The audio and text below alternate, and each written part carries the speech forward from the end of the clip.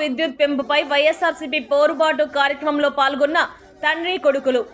చిత్తూరు జిల్లా పుంగనూరు నియోజకవర్గం పుంగనూరు పట్టణంలో వైఎస్ఆర్సీపీ పార్టీ ఆధ్వర్యంలో విద్యుత్ ఛార్జీల పెంపుపై మాజీ మంత్రి పుంగనూరు ఎమ్మెల్యే పెద్దిరెడ్డి రామచంద్రారెడ్డి, రాజంపేట ఎంపీ మిథున్ రెడ్డి పోరుబాటు కార్యక్రమం నిర్వహించారు.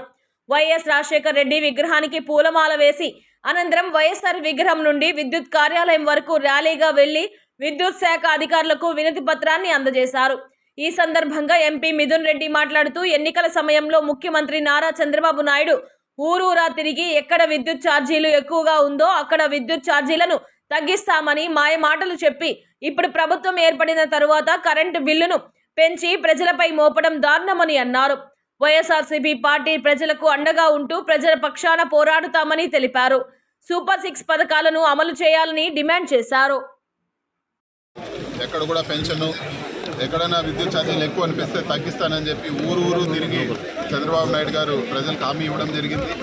ఈరోజు ఎలక్షన్ల తర్వాత ఓట్లు వేసేసారు, అధికారంలోకి వచ్చామని చెప్పి ఈరోజు వచ్చిన 6 నెలల లోపునే 2 సార్లు విద్యుత్ ఛార్జీలు పెంచి దాదాపు 15,000 కోట్ల భారం ప్రజలపైన వేయడం జరిగింది. ఇదే కాదు, చెప్పిన ఏ హామీ కూడా ఈరోజు నెరవేర్చిన పరిస్థితి ప్రజలందరూ కూడా గమనిస్తూ ఉన్నారు. ఇవన్నీ కూడా మంచి పద్ధతి కాదు. వైఎస్ఆర్ కాంగ్రెస్ పార్టీ ఖచ్చితంగా ప్రజల తరఫున పోరాడుతుంది. ప్రజలందరూ కూడా గమనించాలి.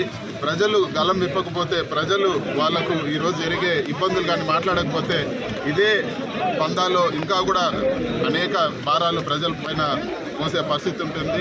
విపరీతమైన బాధుడితో ఈరోజు ప్రజల్ని పీల్చి పిచ్చి చేసే పరిస్థితి ఈ ప్రభుత్వం తీసుకొస్తూ ఉంది.